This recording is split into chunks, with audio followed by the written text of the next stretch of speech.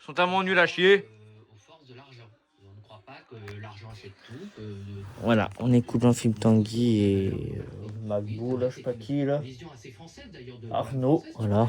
évolue sur des politiques différentes, L'ancien des combats qui ont pu exister à travers ministre de l'économie. République et d'autres régimes. Voilà. Oui, il y a un esprit français qui considère qu'il y a des valeurs supérieures à l'argent. Ça nous différencie effectivement d'une certaine droite qui pense que tout s'achète, tout se vaut, tout s'échange. Et que finalement, dans ce petit Et on monde, écoute aussi il y a- son il- film il n'y a de valeur que Tanguy l'égoïsme. Bon, c'est pas la vision face qu'on a à effectivement au Magbo, Rassemblement là, je sais pas national. quoi. D'ailleurs, on s'appelle national.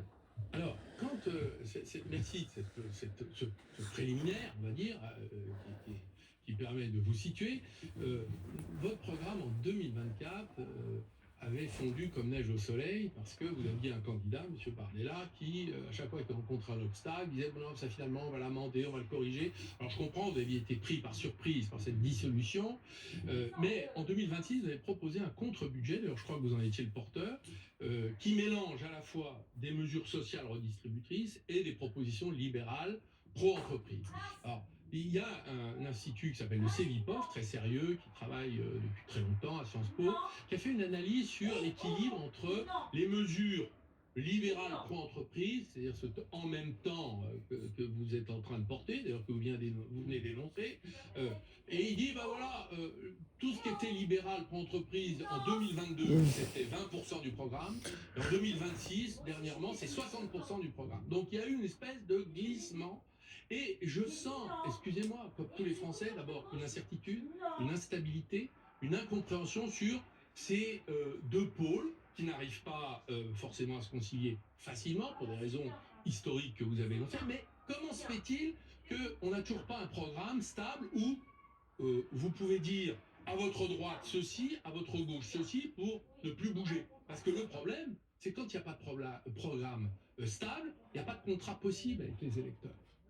Non, mais c'est une question intéressante parce que moi j'ai. Je pose une question. Oui, non, mais bien sûr, à mon échelle, moi j'ai l'impression que nous sommes clairs, mais si nous ne sommes pas, on va falloir s'améliorer. Mais ce qui est certain, c'est que l'aggravation objective de la situation des finances publiques, la poursuite de la désindustrialisation malheureusement, ou en tout cas l'absence de réindustrialisation, les grandes difficultés de l'agriculture avec le fait que la France est devenue déficitaire sur sa balance agricole, ce qui devrait tous nous alerter, nous traumatiser. Nous avons peut-être, et sans doute d'ailleurs, mis l'accent sur un certain nombre de mesures qui étaient moins visibles avant, mais qui étaient dans le programme. Là, bon, vous avez fait de la politique avant, Monsieur Montebourg, vous savez que parfois il y a un programme, et puis il y a des mesures qu'on met en valeur. Et il y a aussi une forme de contrat démocratique avec les médias qui aussi n'ont pas forcément une vision exhaustive des programmes et parlent d'un côté et puis ne parlent pas de tout. Il n'y a pas eu vraiment de changement depuis 2022, mais c'est vrai que les circonstances nous obligent à mettre en valeur un certain nombre de propositions favorables à la relance économique qui n'étaient pas forcément peut-être visibles avant ou couvertes de la même façon. Et ce qui est vrai, j'en finirai là, c'est aussi que le monde de l'entreprise s'intéresse plus davantage au programme du Rassemblement national qu'avant et en fait découvre ou font semblant de découvrir des propositions que Marine Le Pen faisait, Jordan Bardella faisait aussi en 2024. Mais enfin, vous savez aussi, quand vous dites que le programme de Jordan Bardella fondé comme neige au soleil, c'est surtout qu'on avait fait face à un mur d'attaques assez injuste parce que comme on était les favoris, évidemment, on avait subi beaucoup d'attaques, mais Jordan Bardella avait quand même défendu fortement le programme et d'ailleurs il avait quand même gagné le premier tour haut la main des législatives de 2024. Alors Jean-Philippe Tanguy, vous parlez du monde médiatique. Justement, regardez la une du Point qui signe Dette, économie, Europe. Comment mener un pays à sa perte avec le visage de Marine Le Pen. Arnaud Montebourg, est-ce que vous pensez que si Marine Le Pen est élue, elle va mener le pays à sa perte? Bah, écoutez, j'ai fait un peu les comptes. Sur la base, je suis très honnête, Tanguy, parce qu'ici on est honnête. Pourquoi? Parce qu'on essaie de réfléchir collectivement. Et tout le monde a droit à la parole et a le droit de se défendre. Donc j'ai repris votre projet de contre-budget pour 2026, des baisses d'impôts, moins 45 milliards, des baisses de dépenses, moins 50 milliards. Alors je vois à peu près ce qu'il y a dans les baisses de dépenses, c'est l'Union Européenne pour 10 milliards, bon courage. L'AFD, je vois à peu près ce que vous voulez faire, c'est fermé. L'immigration, c'est votre mantra, vous répétez ça, 11 milliards. Et la suppression d'agences, 7 milliards. Je prends le pari qu'il y en aura 20 milliards maximum si vous êtes bon. Mais les baisses de TVA, elles vont être immédiates. C'est des impôts très importants.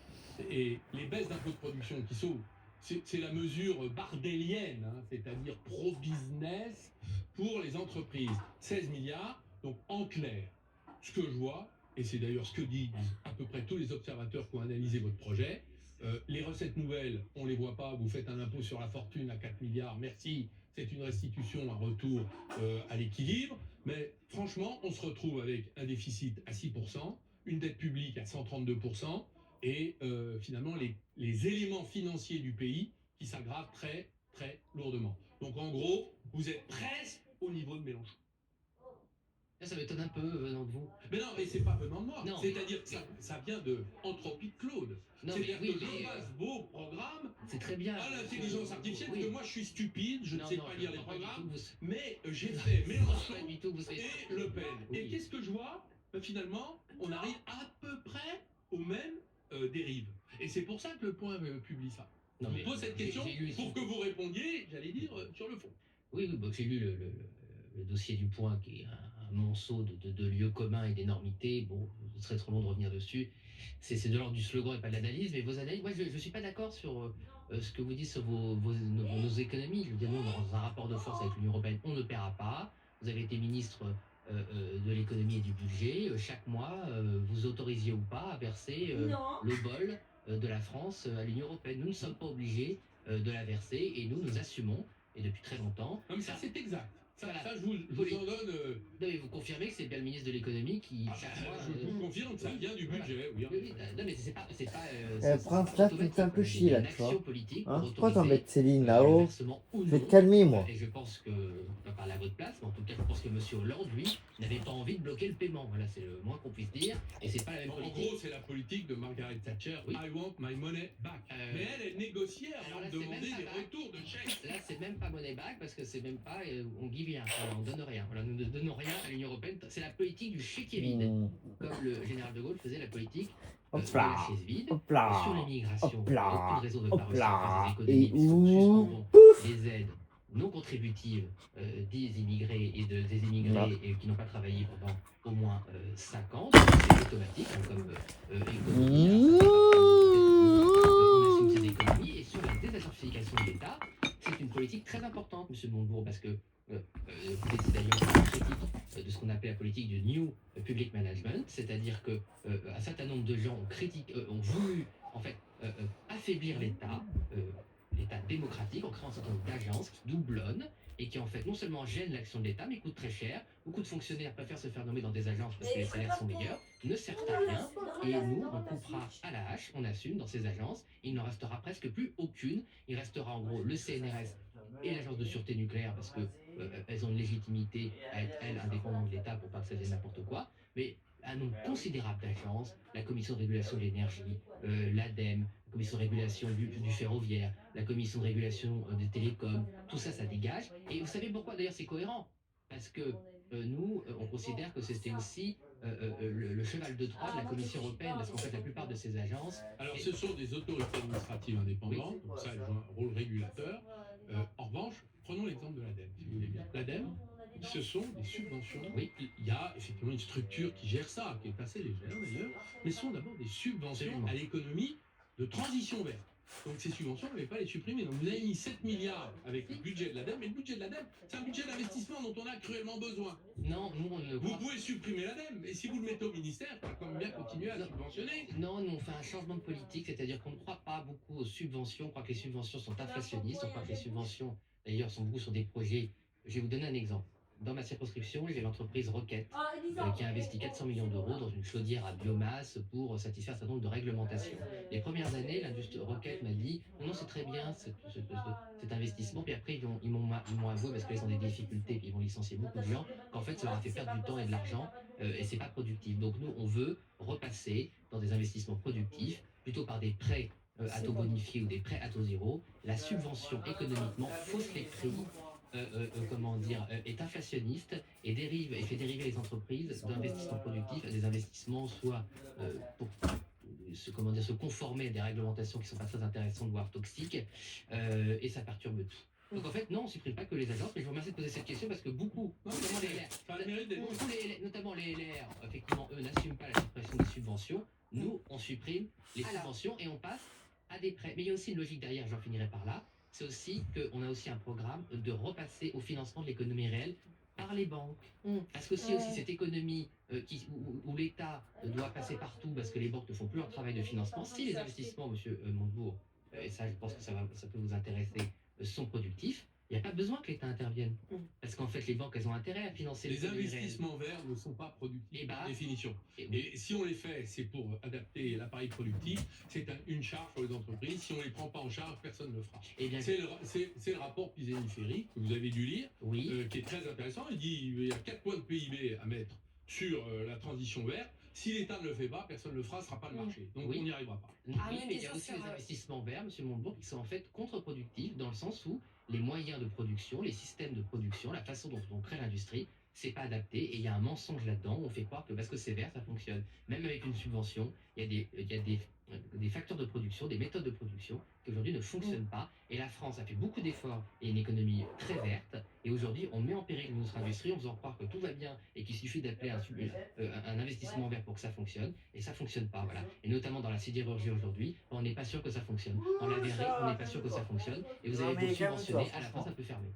On vous a entendu, Ça, je Jean-Luc comprends Tanguy, pas, 2 les fois gens, faire la référence ça, au général de Gaulle. Alors demande-moi, est-ce que vous pensez que Marine Le Pen, c'est l'héritière de Charles de Gaulle? Historiquement, il y a un problème. Il y a un gros problème quand même. Son père a combattu le général de Gaulle, il a soutenu Pitié-Vignancourt, qui est un adversaire à l'extrême droite du général de Gaulle, puisqu'il venait historiquement de Vichy et de l'Oise. Bon, ça, tout le monde le sait. Donc maintenant, il va falloir faire un grand Oui, mais doucement. considérer que le général de Gaulle est là. En vérité, la Tu me question fais chier, toi. pour Toi, moi, tu comme me citoyen fais chier. et fier de l'être, Mon ballon. du courage. T'es mon C'est le ballon. courage Il te faut ta carte d'identité. l'Union européenne, d'affronter les puissances économiques, d'affronter les Dégage, corps il y a Jean-Philippe de qui m'a l'État appelé. qui aujourd'hui Gros. fabrique à jet continu ce droit autonome, T'es obligé de toucher à tout. Hein. Lisandre. Un gouvernement Toi. inexpérimenté se jette Quand dans les même bras dans de ma la vieille population. C'est ce qui s'est passé avec Mitterrand à l'époque. Et Toi aussi, tu c'était touches un à grand tout. espoir. J'étais un jeune militant socialiste, je connais les affiches. Dans mon canton de la Côte d'Or où j'habitais, je venais de passer le bac, et nous avons vu arriver la puissance technocratique qui a pris le contrôle Ouais, mais de ça, l'État faut que et ça des cesse. cerveaux. Franchement, je suis pas content. Allez, sors, file. Vous allez voir ce que vous m'avez dit là. On va le dire de monter sur ce livre. Ça commence à bien faire de toucher, vous voler êtes tout comme ça. amené à exercer les responsabilités, notamment quand vous serez amené à supprimer Arrête. la dette, Oh. par exemple, comme vous venez de le dire. Je pense T'arrêtes. que vous n'allez pas la supprimer. Ce que vous dites est vraiment Arrête. important, Oh. c'est vraiment la question centrale aujourd'hui de la reprise du contrôle du politique. Arrête de mordre. Les gens Oh. votent, pour une action La file. politique qui est La conforme file. à leur vote, Là, des t'es vilain, hommes là. politiques et des femmes Allez, file. qui assument leur pouvoir. Va là-bas. Parce qu'effectivement, ils se jettent dans les bras de Il est la vilain, ce technocratie. chien. Aujourd'hui, c'est la technocratie qui gouverne. Oui, il y a Monsieur, 2 t-shirts, Macron. là. Il faut dire les choses telles qu'elles Sur sont. le dernier, il y a 2 La t-shirts. privatisation, où les propres ministres ont annoncé par exemple le fonds vert, les ministres Pas grave. appliquant le fonds vert, ne savaient pas qu'il y avait la Ok, climatisation. je ne vais pas reprendre ça, mais vous n'avez pas le personnel Mais moi, je administratif pense que de remplacement. Vous n'avez pas les remplaçants sur la touche. Mais est-ce Je pense aussi que nous ils ont la avons- bonne tête d'affiche, Arnaud Montebourg? Parce que est-ce qu'on imagine le général de Gaulle? déteste, donc de toute façon, Bien sûr, Jean-Philippe Tanguy, mais est-ce qu'on imagine le Donc général de il va Gaulle? falloir donc que vous fassiez des conseils des ministres avec avec la guillotine à la sortie de conseil des ministres. Allez, vous allez être obligé parce que vous avez 500 directeurs d'administration centrale, vous avez 120 Mais préfets, je me souviens- autant de recteurs, Mais- vous avez les ambassadeurs. Vous allez les remplacer par qui? Mais je pense qu'il y a un personnel politique patriote. Je pense que vous avez travaillé avec une partie de l'administration qui était patriote et que malheureusement vous n'avez pas été soutenu, monsieur Bourbon. Moi j'étais attentif à l'expérience au ministère, je ne dis pas ça pour vous flatter parce que c'est pas le genre de la maison. Et je me souviens. T'arrêtes que vous et étiez tu commences à me ministre casser du les couilles, système. toi. Euh, Arrête, et regarde pas le déchirer. Donc De vous êtes cul. favorable au Allez, va projet. là-bas. Moi, titre Oh. personnel, oui, et Ça sera dans le Dégage. c'est Marine Le Pen Oh, qui dis-tu décidera pas, de mais ce on programme, mais moi change. je Alors, on va Non, voir il me fait ça. chier, je lui dégage. Dégage. Votre programme, pardon, Petit con. votre programme, j'y suis Va là-bas, petit con. Excusez-moi, je suis un Allez. peu obsessionnel sur ce sujet, mais Il cherche là. File. Oh. Casse les couilles, hein. Va vers chez maman là, je vais pas chez moi. Moi, je t'ai supporté toute la journée, alors. Allez-y, alors. C'est un peu à elle à supporter. 60 ans pour, Arrête. Exactement. T'es chiant. Après, Non. Si, t'es fait après, tu dis arrête. Là, je l'ai rincé, hein. Il y a eu, excusez-moi, il y a eu des bagarres publiques entre Jordan Bardella qui voulait défendre une autre vision, qui a dit l'âge légal. Allez, c'est dégage. terminé, Oh, on réfléchit, on fait Là, autre tu casses les chose. couilles, Il a hein. dit quand même, Oh. dans la presse étrangère, Surveille-le, un ton chien. conducteur, Je Al-Ghazali, le surveille, il a fait pas de bêtises. Hein. Ah bah si, il prend mon et lion. il y a eu des Oh, mais- critiques. On les a identifiés. Nous, observateurs. Ah bah oui, hein. Supporte-le un peu. Moi, je supporte mon fils et mon chien. Maintenant, Tu sais quoi? Ouh. la philosophie qui va très bien. Sur ce sujet sensible. Moi, je pense qu'on a fait un mauvais procès. Demain, ne m'appelle pas pour me dire où c'est ça. Hein. Parce Parce que je te répondrai pas. Hein. Je suis préparée pour aujourd'hui. De quoi? Non, non, parce que je te connais. C'était Elle est où le chargeur? Elle est où la Switch? Ils sont où les jeux? Ils sont là. Tu prépares rien là maintenant. Demain, tu m'appelles, je réponds pas. Tu te débrouilles. T'as pas préparé ta carte d'identité? Moi, je m'en bats le steak. Vous avez commencé à travailler tard, vous partez Voilà, tard. c'est tout. Pourquoi? Tu stresses En là. fait, c'est ce qui nous a semblé Je le stresse pas. plus juste pour Pas du tout. approcher Je stresse pas. de Mais la justice, de la tu prépares pénibilité. rien. C'est-à-dire que tous les Mais Et après, donne-moi tu la vas suite. m'appeler et c'est toi qui vas stresser.